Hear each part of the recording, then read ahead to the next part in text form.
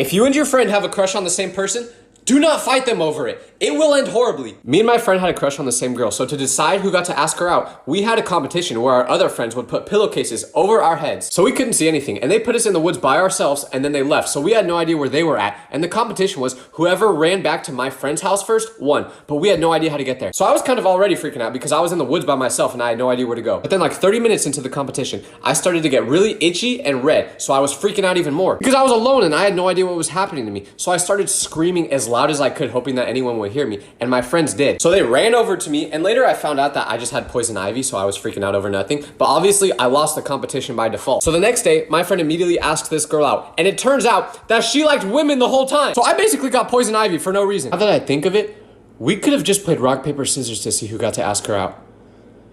Why did we not do that?